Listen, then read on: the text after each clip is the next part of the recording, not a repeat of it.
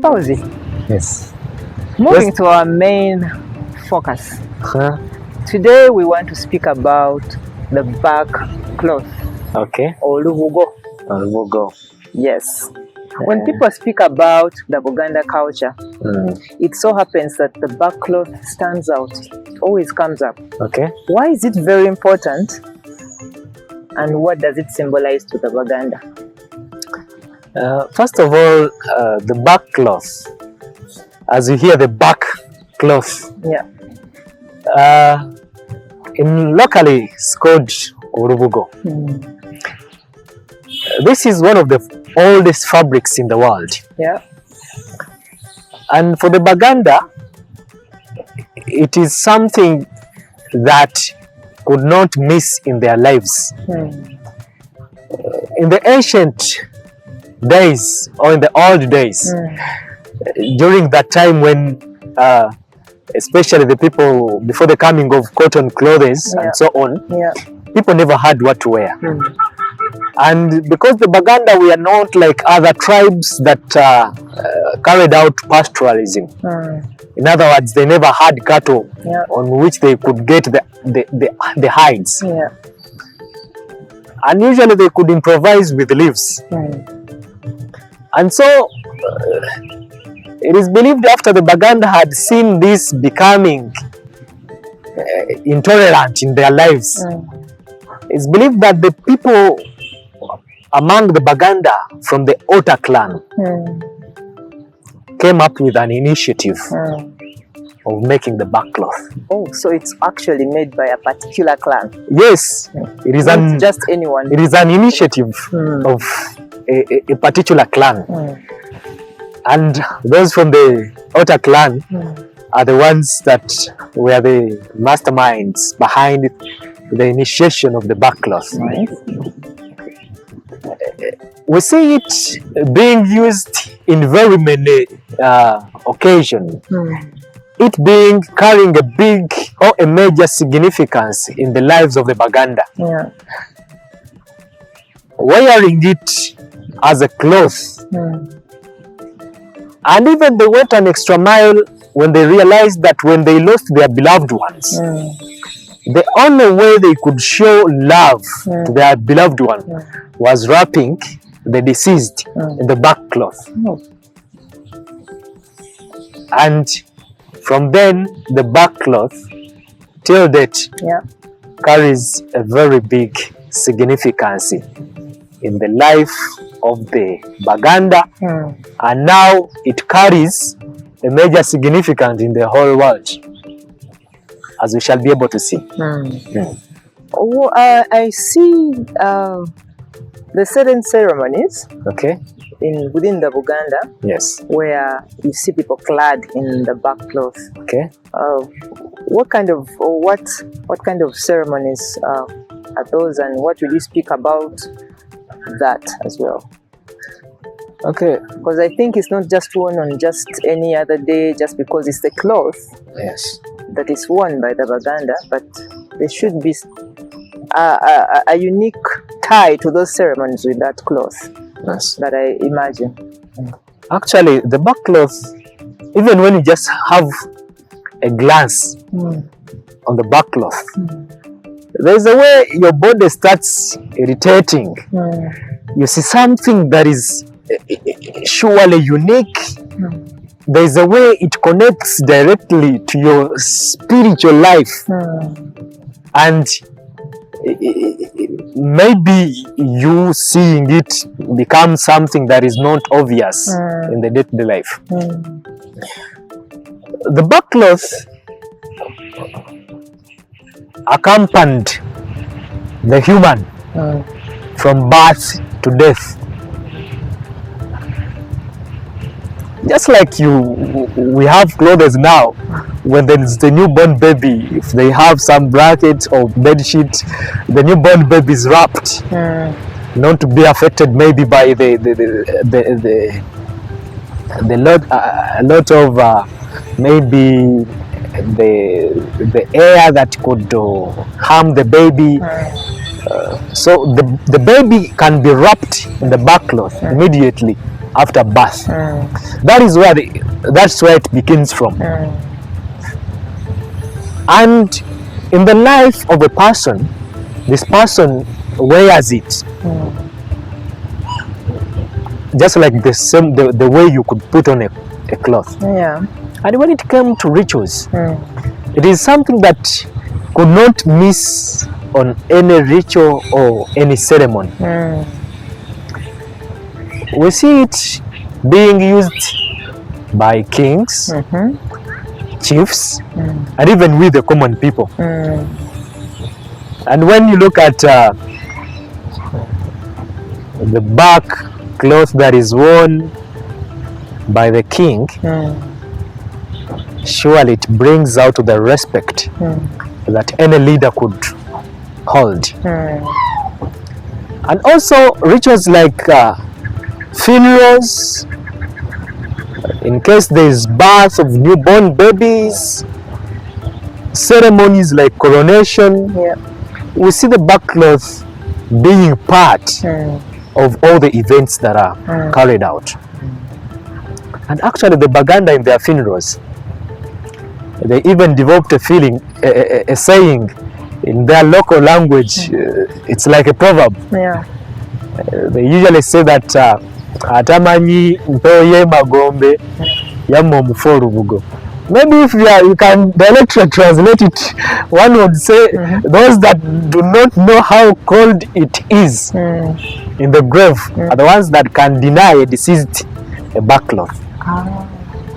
Like giving all you usually hear on funerals, where when they are reading those that have contributed or that have brought in condolences, they say he has brought 3 lots, 10 lots of barkcloth. I've heard that. And so it's basically, it brings out the love. So the number of barkcloths, pieces that have been given to the family on behalf of the deceased, brings out the love the people, the community has been having towards the deceased. Maybe I can ask you, how would you feel if I gifted you with a lubugo or a barkcloth? How would you feel? To me, who knows how significant it is? And because I know how important it is, I sincerely feel that I'm honored, I'm loved, I'm thought about. But to my friend there who does not know how significant it is. Yeah, because most people associate it with spirits. Sure.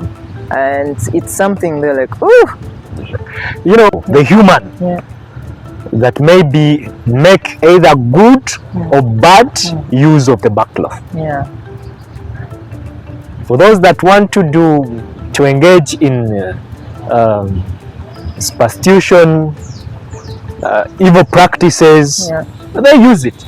Just like anybody could use a cotton cloth in committing something evil. And now the image of the barkcloth went on being tarnished because of the people that usually used it in evil practices. It was used in evil practices because it was the cloth that was there in place. But can you imagine that even today people use, someone can take your dress and we'll do anything with it. Actually, today people fear to just give out clothes for charity. Sure. I have friends. Yes. And sometimes at the end of the year, I personally collect some of the clothes, not the really wrecked ones, but I collect clothes from people, and I always collect good stuff to give out. One time I asked a friend to give out to people who are really in need, and she just told me, I do not give out clothes because somebody will use my clothes for some evil practice somewhere that I have no idea about. Like, oh, okay. I didn't know that. So in the ceremonies, you see where, for example, during coronation, always the king would be having that garment that maybe it is of the modern era, but still it would be accompanied by the barkcloth.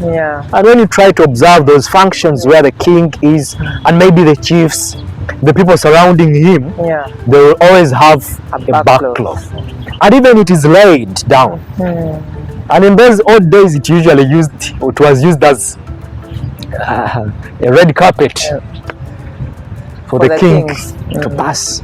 But even today, I think, don't you use it as a corridor? Yeah, it is used as a carpet for the king. Yes. Okay, we are surrounded by the barkcloth, the trees from which the barkcloth, the Mutuba tree, originates. The Mutuba tree. Yes. Could you take us through the process of how it is made and how long it takes?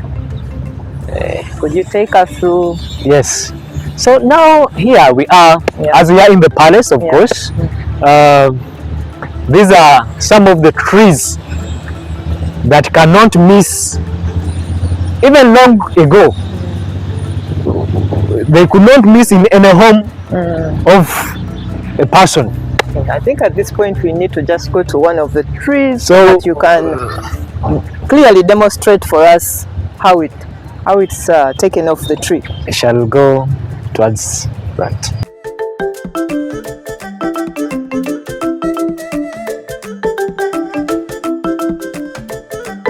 Yes.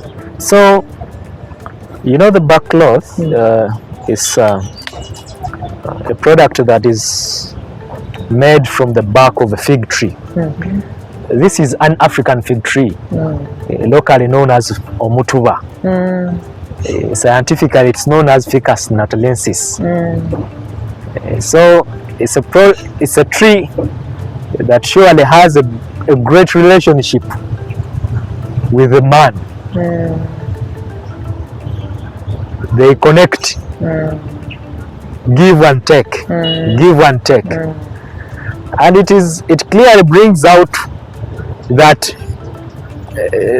man's survival can coexist with nature. With nature, true.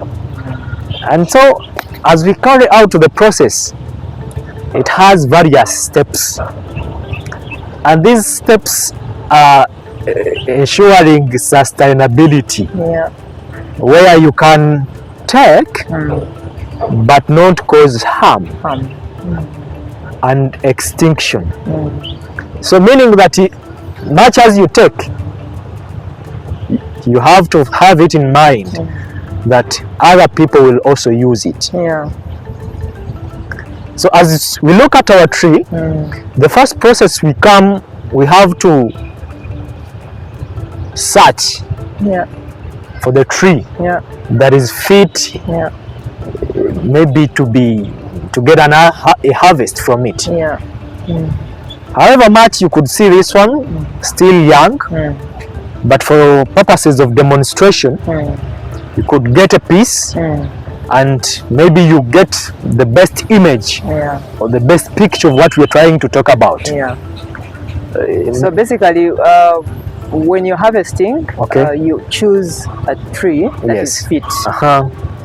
Yes. Just like when you want to get a mango, you choose the one that is already almost getting ripe. That is getting ripe. So the same applies to the tree. So when it comes to the tree, after making our search and we've realized that it's now ready to harvest, we shall need tools in this first step. For example, if one has a knife, it can work. If you had a panga, it also works.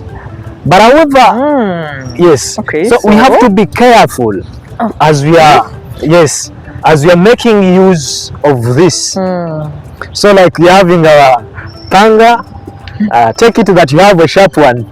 Me, I might not be having any. Yes, I might not be having a sharp one. And we'll see after having it that we've gotten a panga or a tool that we are going to use. First of all, we have to do something like trimming off this outer membrane. But of course we have to mark where we are going to cut carefully. So if you're gonna get a small part from at this it, point I should move on this side. if you're gonna get a small point from it, we shall first of all mark, and we say that we're going to pass here, and also here, and then also here,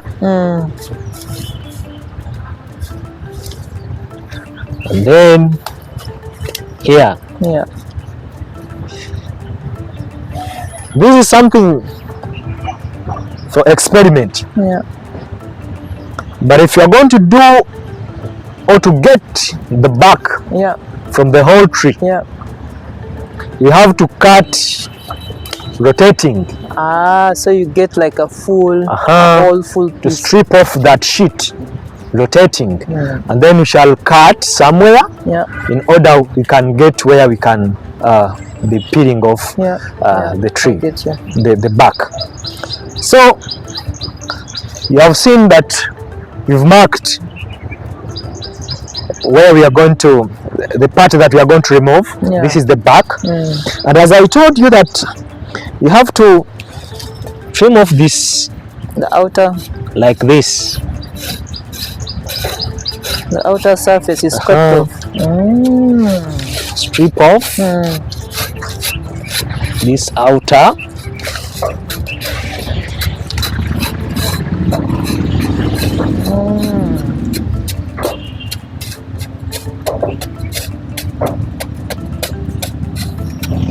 So why do you do it before you peel off the bark from the tree? Is it easier to do it while it's still on the tree? Yeah, when you do it when you are just starting the harvest, it surely becomes easier for you to peel it off, and it will not give you a hard time.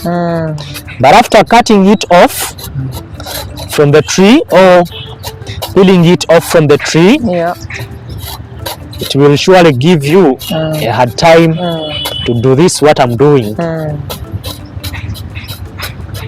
You can see the way you're really preserving the tree. If it were me doing it, I'd have already cut off this part that is giving me headache. But you're being very careful to preserve the tree. As you said, that you're not just harvesting, but you're also preserving. Because sincerely, if we cut off this and take. So if we cut this, will you give it another branch? No. So that's why even when you see me trying to trim, I'm being careful not to go in other part that I'm not going to cut. So I'm trying to be so careful such that I do not harm the other parts of the tree.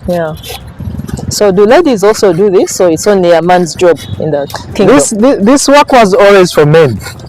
Due to the fact that it required using some energy. But however, women could not miss in this work. Like you saw, she came in a time when there's no hard work required, and now she's after the hard work is done. After the hard work, she comes in. She comes in, and eventually I can do this. She will say that she has made it. Been in the process. And now, you see, I'm even making it more smoother. You see, more careful. That's why women would come in the process. Yes, I think you're seeing, trying to observe that reddish pigment. Yes, I can now see it. Because you see the barkcloth after it is made, you see it is reddish brown. As I told you, we have to follow the demarcations. The demarcations, and we have to go by the demarcations. And usually, if you had a knife or a sharp tool, it would be surely easier, very easy. So as you're seeing, because the tool is not that sharp enough, it gives some hard time.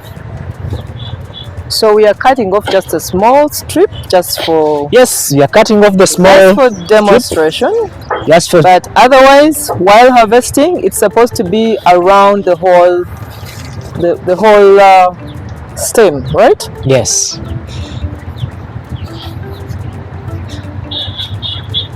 So we have to cut up to the trunk of the tree, but remember not to harm.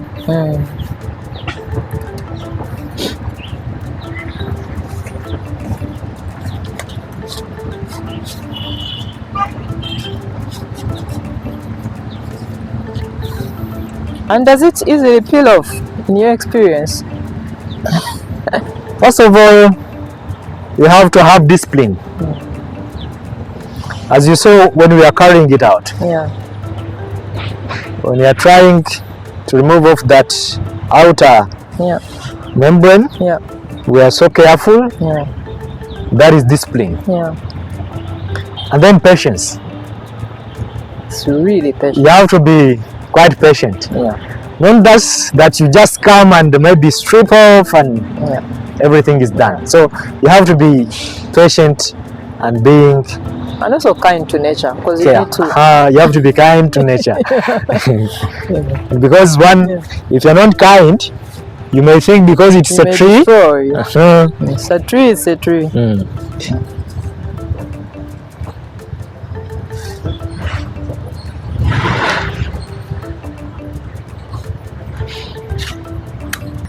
Okay. Yes. Now you're seeing how we've started stripping it off. And we are stripping this bark. When we are getting it off from the trunk of the tree, we should use a tool that is not hard. Because if we use something that is hard, maybe a metal or a wood that is already hard, we are harming the tree. So we have to use something that is soft, but gentle to the tree. That is gentle to the tree. For example, the Buganda or the artisans use that inside part of the banana. In Uganda we call it omunokwanokwa. You see, when they cut the banana stem, there is that the inner part of the stem. that inner part of the stem. So now we can use also this leaf. It could be a banana leaf stalk. This one. Uganda tuchiita muzingonyo. So we shall be using it. Like I told you that it takes patience, resilience, and discipline to do this. In other words, you have to also be careful. So as we do this, you'll end up seeing that it will be gently moving off, separating from the stem. And after the whole process is done, when we've removed off our strip from the tree, we have to conserve. How do we do that? And I want to know. To conserve, we use the available resources, and mostly in this case we use banana leaves. Is it what is usually used by everybody? Yes, it is the one that is usually used. And now if we get our banana leaf like this, when you are going to use it, we can press it like this. So Jackie, we want to thank you for embracing culture tourism. Thank you. To show people such experiences. Thank you, Fauzi. And for those that want to get these experiences live, it's better you come on ground, such that you are shown such actions. So we can divide our banana leaf. We shall divide it. How do you actually run Like? We run a tourism company Yes. currently for this year. Yes. And is cultural tourism part of your packages? Yes. Actually, Fauzi Tours and Travel. Oh, good. Uh, We'll talk about it is as well looking- as we It's dress looking the more about culture. I mean, in Uganda, we do not have only our wildlife. And actually, when it comes to wildlife, Kenya has game parks, Tanzania has them, yeah. but we have preserved our culture in Uganda. Where in Uganda we have 5 living kingdoms, Yeah. and those are usually maybe not Not very given visited. attention by visitors. Yeah. And it's something that you can It's too much. come here for about 2 months or more, And just it's too trying much to learn. to know about culture. Yeah. So here, as I told you that we have to ensure that we protect the trunk of the tree or the stem for it not to be exposed to direct sunlight. Yeah. We have to cover around. But the only process is that we try to massage the tree. We massage the tree. With your bare hands? Yes, with your bare hands, and you have to be with some water besides, such that you try to massage it. We try to massage the tree, then we shall wrap around. I think we some can, love. we can use this, Jackie. Shall Shall wrap around like this.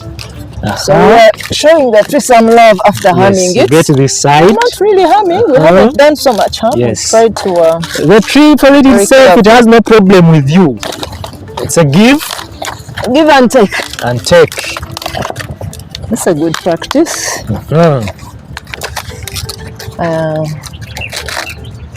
So now for some good time, Good. when even these bananas leaves have dried, the tree will be in position to regenerate another layer. So basically, how many days does it take? Do we We only could not wait give till it when it days. dries? We could not give it days, and that is why this practice of harvesting the bark from the tree is usually done at the beginning of the rainy season. And also it's done at the beginning of the rainy season because this strip that we've gotten it off is usually soft and having enough water. It's not so hard for it to Moist. be pounded. So now take it that we've gotten the raw material. Yes. We are going to our factory. Yes. Handmade. We do not use machines, but rather we use our hands. Oh, So please, let's go. after harvest, getting our raw materials, we told you we are going to the factory. Now we are in the factory. In Uganda we call this a komagiro. A komagiro. This is where they make the barkcloth from. And what's the name of the person who does the job in Uganda? The person that makes these activities is usually known as omukomazi. And does it have an English translation or no? It could be, it's gotta be an artisan, you know. An artisan. Yes. Okay. You know, because Uganda is rich compared Very to rich. English. Very Sorry. rich. Very rich. Yeah. So after you saw when we got in our strip from the tree, Yeah. first of all, before we go into pounding it or into making the cloth out of it, we have to first of all soak this strip piece? from the piece from we soak it in water. Usually in the days, streams, rivers and ponds of water are usually carried on this, and you would usually find strips of barkcloth being put on the river, maybe river banks. That's in the olden days. Yes, in the old days. But apparently, if we do not have any water body near us, and for that, when they usually did that, they would leave them for some time. And for a person who does not have enough time, you can boil it. You get a saucepan, you put water, and you boil for about 5 to 10 minutes, depending. So after you've gotten it from boiling, it will be now soft. You don't boil it so much to that procedure, like you are going to eat it, no. Because now we are going to make something from it, we are just doing it for it in order to be soft. But as we are going to do our barkcloth, the person that is doing this work always has to use something, like just like you could put on your garment when you are going to work. For example, now we shall use a barkcloth, and as we said that it is a cloth that is put on, we shall be like wearing it. So do not fear me when you see me wearing it. It is like an apron. This is my apron. English. and now, after putting it on the body, you know, the sap usually splits. It may damage or your clothes. Yes, my clothes. So I be kneeling to make this experiment. And now I'm using a tool known as the wooden mallet. In Uganda we call it Ensamu. Ensamu. Yes. The wooden mallet. Yes, the wooden mallet. These wooden mallets, as you try to see, they have gauges. And when you try to observe, you can get this, Jackie. This one has the sharpest grooves. I can see. You're seeing? And even this has grooves, but they're moderately sharp. And then this one, smooth. They are smooth. So, in different processes, so which one do we start or procedures, we are going to start with this one with the sharpest grooves. Remember, this is culture tourism. You get? And we are experimenting. For you to get into details, please come and visit. Yes. So remember, this is our bark that we harvested.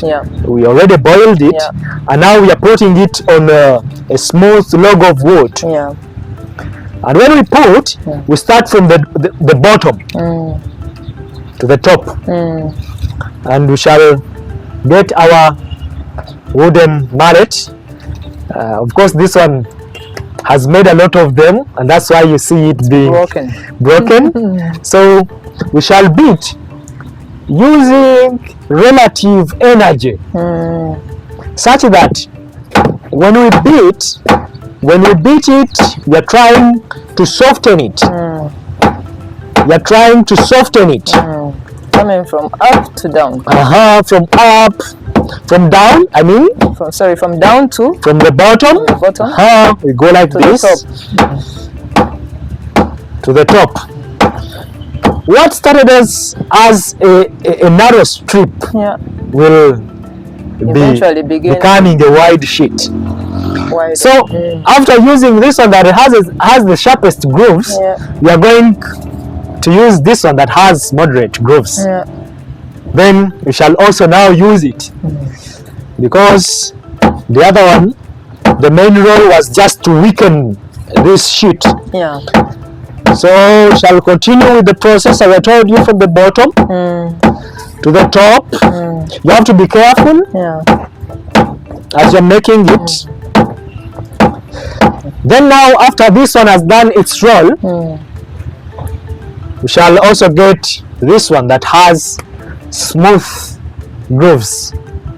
So we shall resume with the process. We do it from the bottom to the top, repeatedly. As you try to hear the rhythm, it makes a rhythm. And usually in villages, it would be like music, because families would be doing this as a commercial activity, where they this home would be making, next home would be making, and the sound that is made by these wooden mallets would be producing something like music. The fact that they all even have different ridges. So it's different rhythms that come out of it. Yes. So now, after beating our sheet or the bark, and it is now soft, we have the next step of at least ensuring that we try to stretch it. If it is a long strip like this, we try to you can step on it like this, and you try to stretch it like this, just to widen it, because you see, if it has been a narrow strip after harvesting it, this action makes it longer, makes it wider in such way. So I think you could also try. I saw you were so careful seeing me. I think you can also try using these tools. I see how you're best, how you're a good student. Start with the from bottom. From bottom to top.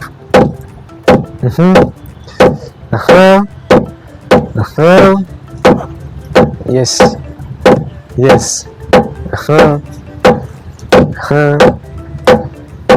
I think I have energy, so you should encourage ladies to do this as well. Yes. Maybe there are some ladies today that have energy to do this, because this is a man's job. And actually the ladies say that what a man can do, a woman can also do it. Unless you say it's a taboo in the Buganda No, it's kingdom. not a taboo. Sure? Yes. You should invite some women to do this. There are some stronger women that can hold this. Come on tour and gain this experience. Yes. So this down, that's the first tool with the big ridges. No, you had to start with the other, but you already did this. Now, this one is the final. The final. Yes. So we had to start with this. That, I made a mistake. Next, the other one. This one. Now you can use that. So I can hear the sound is different. So when you say it created music, now I get you. The sound is really different. So imagine now you're beating, I'm also beating. You hear? Yeah. You're making the rhythm. Yeah. Creating something like music. Yeah. Interesting. Yes. So now we are done. Nice. And after we shall put our finished product in sun, such that it can dry. It's amazing that even when I try to stretch it, it doesn't tear. I had it in my mind that if I try to stretch it, it's durable.